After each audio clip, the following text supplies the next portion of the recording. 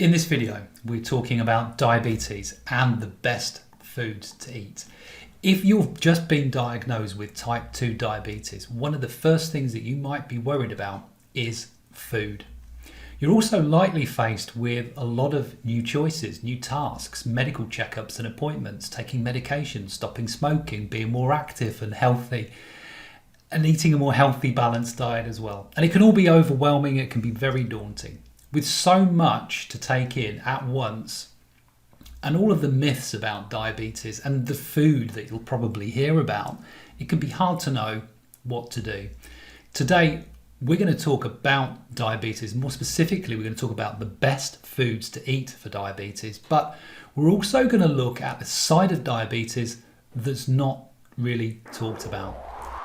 Health Explorer Neil Fellows here. If you want to get healthy and fit and stay healthy and fit and do it in a way that's unique and natural to you, please subscribe and hit the bell. Today we're going to talk about diabetes and the best foods to eat, and joining me is lifestyle and nutritional coach Chris Pickard. Chris, for someone who's suffering with type 2 diabetes, what would be the best foods for them to eat? The best food, well, there's two answers. Okay, one is the best foods to have, and there's also, which is also really critical, which is the best foods to avoid. Yeah. At all costs, almost. Yeah. Because the main key that is focused on with diabetes is what is your blood sugar, and is something making your blood sugar go up high. And so if you're in a position where you have a blood sugar monitor, you can become really super good at monitoring your blood sugar, like after each food. You can even get really, really specific, and you can test each single food, and you can eat a bowl of this one food, wait 15 minutes, half an hour, check your blood and see if it's shot up, because you may find that there's some foods that are meant to be healthy for blood sugar that for some reason are unhealthy for you. So if you're really struggling, that's one of my top tips, is to get really, really, really analytical and scientific about things. But really the main things to try and eat are foods that are going to have lots and lots of nourishment without lots and lots of sugar, basically. And so I'm not just talking about teaspoons of sugar, I'm talking about things like simply fruit sugar as well. Anything that can be too easily absorbed. So number one thing, which may be a bit surprising for a lot of people, but this is such a common lack in people who are older and diabetic, is protein. Protein is one of the number one things that are missed, especially at breakfast time. People have sort of so shied away from having a full English breakfast full of, if you're eating from the right place, it's going to be good protein, okay, and not very much sugar. And now they'll go over to cereals, okay, which are basically sugar. So they're eating what I call a cake for breakfast.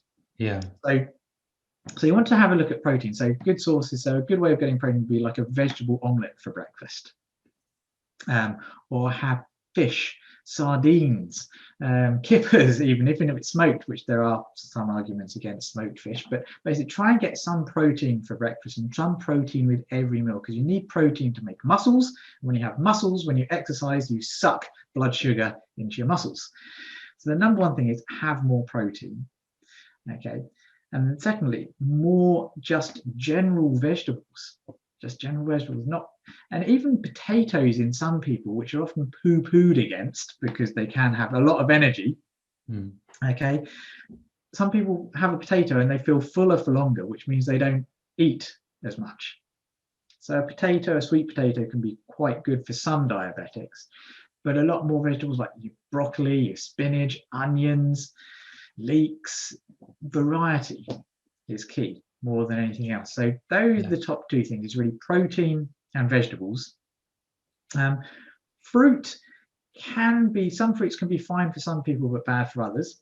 So again, a bit of testing. But the things to really avoid so much of this time are cereals, wheat products, bread, stuff that basically is converted into sugar almost instantly, but can also wreak havoc on your system in other ways, which I think we've discussed in other videos. Yeah, sure. So you talked about a couple of foods there that to eat and a couple of foods to several foods to avoid. There's an area of diabetes that you've mentioned to me, being the environmental impact. Now, this is something that's not really spoken about by other people. I've never heard this spoken about before. So tell me what that's all about. Yeah, so environmental toxins, the kind of pesticides, even the air we're breathing has been shown, the toxins that we're breathing in have been shown to be, there's a whole collection of toxins that are also sidetracked as obesogens.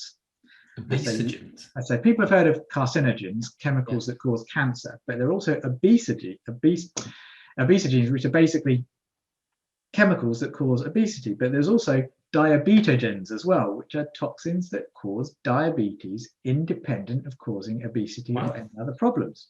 Yeah. And there are a number of different mechanisms through which they do this. And this is starting to get more and more studies. And there was a study on obese people, and they found out that the obese people with the highest amount of toxins in their body were much more likely to be diabetic. And the obese people with the lowest level of toxins were far less likely to be diabetic. So we know that it's not just obesity, it's actually, are you obese, but also, are you toxic? But then there's also a study on people who were not obese, and they found out that toxicity was much more of a predictor than how much fat or sugar you were eating. And so if you had a lot of toxins in your body, I think it was you were 37 times more likely to be diabetic. So what are these obesogens? Obesogens and diabetogens. Yeah, what are they? Okay, well, a lot of them are the things that we've known are bad for us in other ways already, like certain plastic compounds, BPAs, phthalates as well. But then there are also pesticides and herbicides that we know they also cause cancer, but they also can actually cause diabetes, hormone disruption as well. So there's pesticides, herbicides, certain particles in the air that we're breathing as well can seem to upset this whole system. So there is literally a growing list of things that we know are carcinogenic, but we also know can cause obesity, that we also know can cause hormone disruption, and one of those hormones is insulin. So there's a list, which, going back to your first question, what food to eat, if you are diabetic, doesn't matter what food, just go organic as well, because that can make a difference. It's fascinating. I mean, interviews that I've done with other people as well, we often come back to the toxicity in the environment. We've come across this several times, and the different ways that they can have an effect on the body. I mean, obviously, I guess individually they may be less harmful, but put them together and they become quite toxic in the system. So yeah, it's fascinating to hear you talk about that in that way.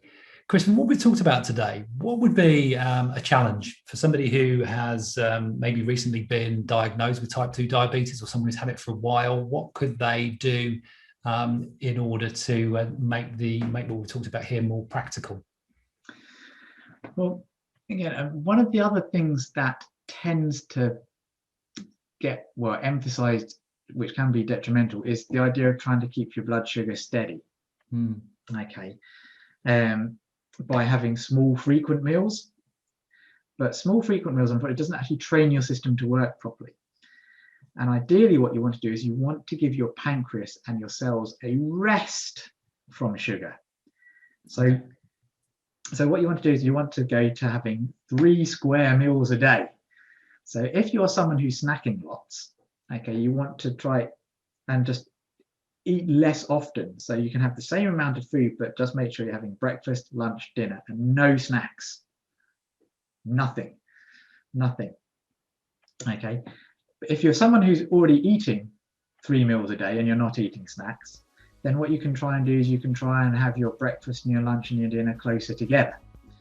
So you're having a longer period between your dinner of one day and your breakfast of the another. So you're having more time without eating. So you're having more time where your pancreas can rest, your cells can rest, and they can sort of naturally work out what they've actually got to do to run properly. So my challenge is to not so much eat less, but eat less often. And if you can, try and increase your protein and just vegetables, basically. Just increase vegetables and eat less often. That would be the challenge. Fantastic, Chris. Always appreciate your time. Always fascinating talking to you. Thanks for joining us. Each week I ask our experts to leave us with a challenge. It's just an idea. It's something that we can try. If you like it, stick with it. If it doesn't work for you, you can always throw the idea out and keep searching and find something that does work for you. I'm going to be taking this week's challenge. You can see my findings from this challenge in our challenge roundup video, which is a monthly summary covering all of the challenges our experts have shared.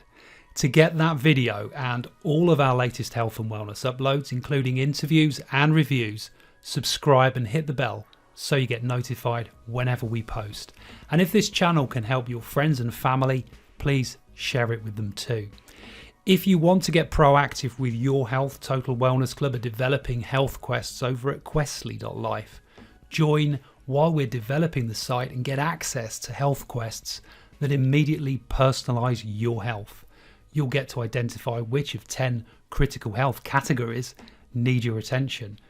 You'll be able to track your progress and you'll be able to help us develop the platform too. I'll put a link in the description and I'll see you in the next video.